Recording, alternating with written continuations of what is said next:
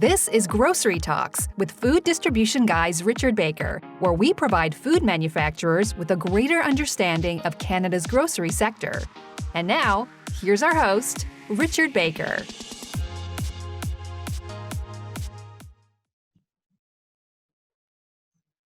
Today, I'm pleased to be joined on the line by Kathy Barthel, President and CEO of Take on the World. Kathy makes it easier for people to appear in front of cameras and make life fun and enjoyable. A pleasure to have you, Kathy, and thank you for your time. Thank you for having me, Richard. I'm looking forward to chatting with you. Can you just provide us with a brief overview of your business on Take on the World and why you commenced your own business?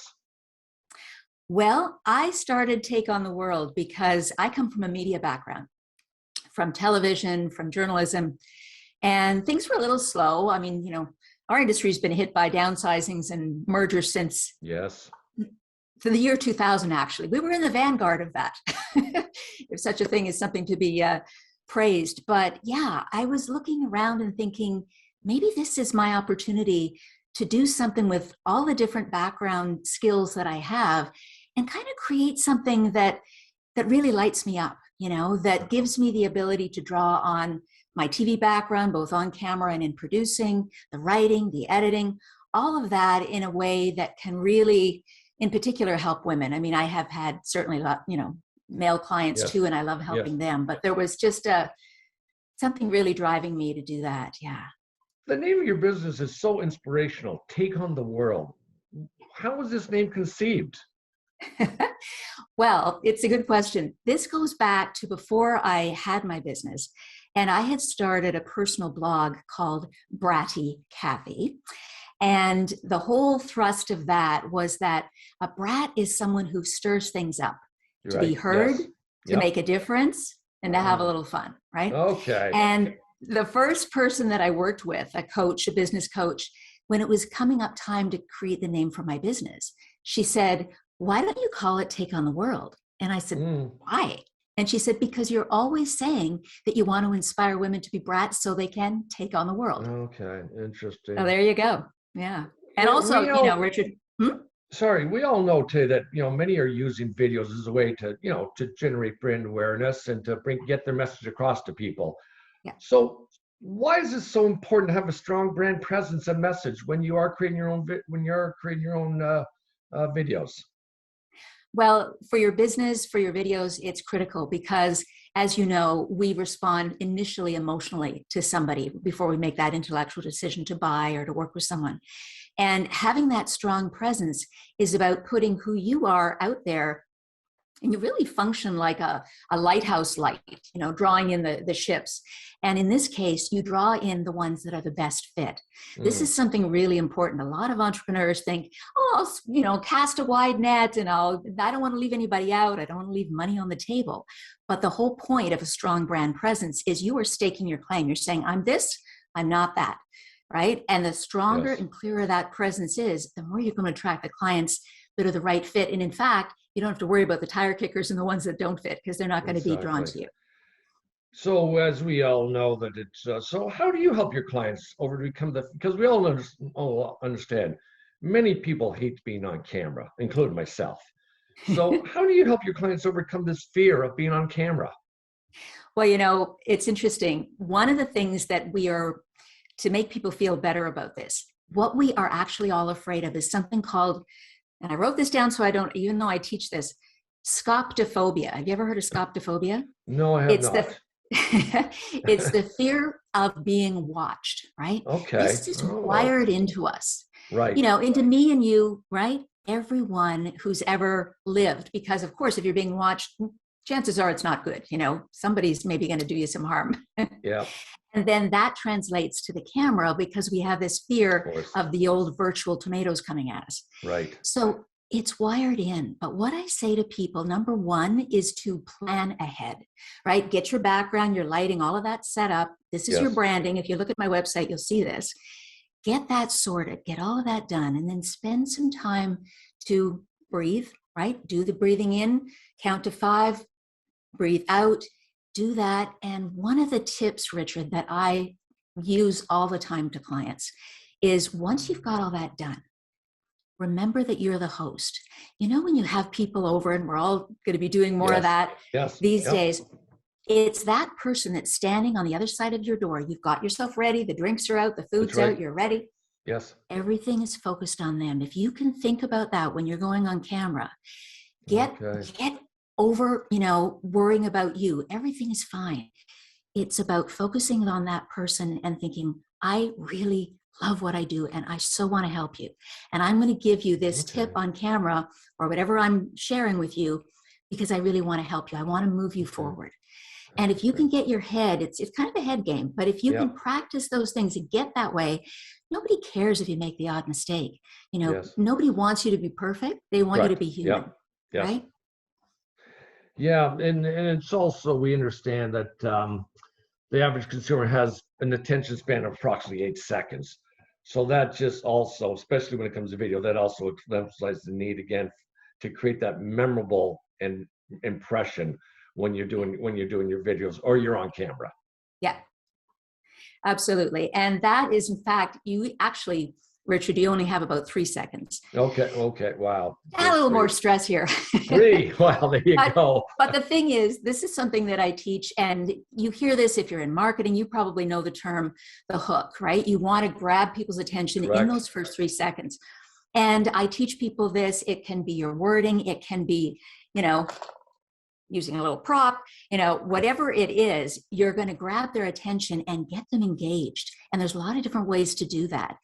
But of course, that has to be aligned with what the message of your video is. It's not the old bait and switch, right? You don't want to be leading them in for nothing.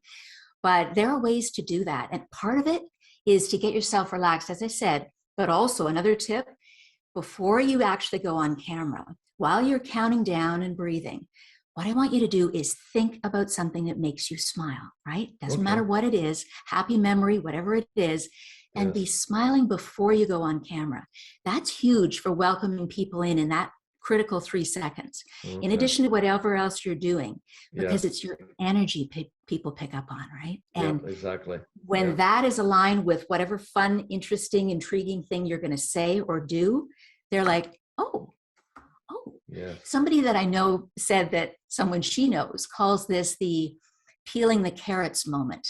You're in the kitchen making dinner and you hear something and you run back, oh my goodness, what was that? What was that? Yes. That's what you want to get in that moment. And it's totally doable and it's fun.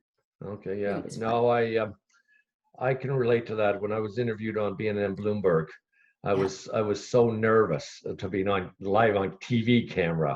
Yes. And it was like, next thing you know, it's like, it's over. What do you mean it's over? We just started, didn't we just start 30 seconds ago? Yes, exactly. And you were warmed up and ready to go. Exactly. So yeah. Can you tell me a little more about you made mention of this, or the Brat Show, and your nickname Bratty Kathy.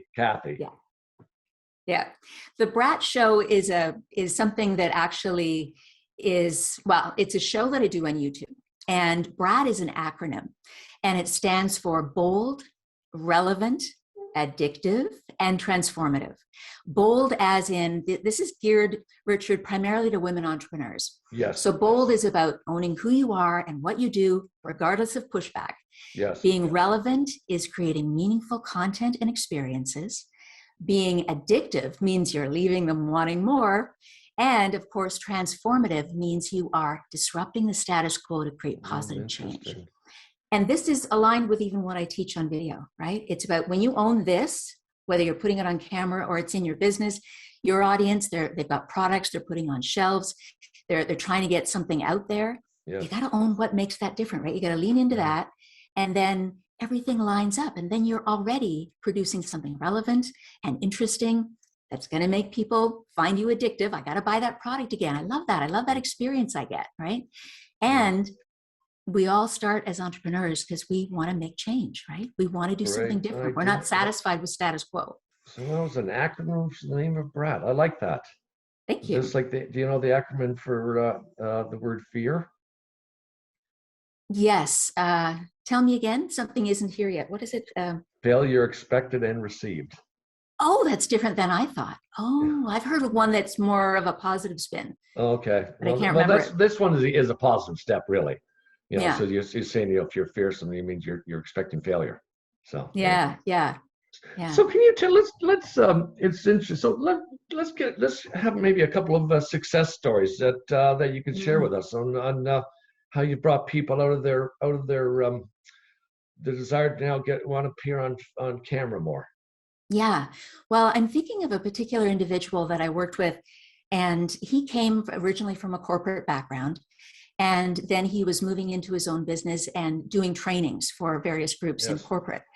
And he actually said to me that one of the things he really wanted to do was to be able to connect emotionally with people on the other side of the lens, because he knew he tended to be kind of reserved, and he'd come from Yes. corporate. And there's a bit of a leap of faith there when you go onto camera, when you really he'd never done video before. Yes. And he particularly wanted to do videos that he could send in emails to clients, like little quick short ones. And one of the things that I teach is how to do a 30-second video, particularly a tip video. You can put it on LinkedIn, of course, you can put it in an email and TikTok and Instagram. Yes. And it's really smart to be able to learn to write tight and short, because then you can always, as in a script, Yeah. and you can always build on that. And it's a good skill for entrepreneurs to have in video.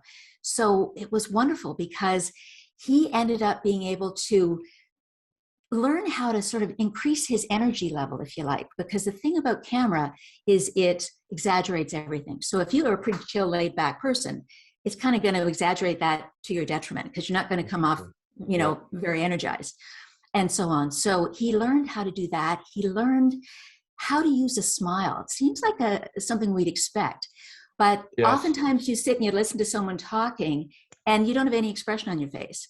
Yes. And as soon as you get a little warmth in your eyes, people are like, oh, and they start to engage. And he learned some of these things about going on camera. He learned how to write. He learned the importance of the hook. And at the end of it, he also learned how to have a strategy moving forward, so that he could say, okay, I'm going to post this kind of video this frequently. This is what I can do, because that was obviously a really important piece of the training was, this is great, Kathy, but how do I move it forward? Yes. So yeah, so at the end of it, he said, I have everything I need now to start doing these videos. We worked on his background as well. Yes. His background set, so to speak, was completely changed. That was another big piece that we did, and his lighting and so on. So yeah, that's the kind of thing that gets me excited, because I don't know if I don't think I did, but the whole thing about take on the world from the outset. I even started as a copywriter because, I have this two sides of my skill set, the writing and the strong visual. And it's always been about helping people get their voice out, get their presence out, and really connect.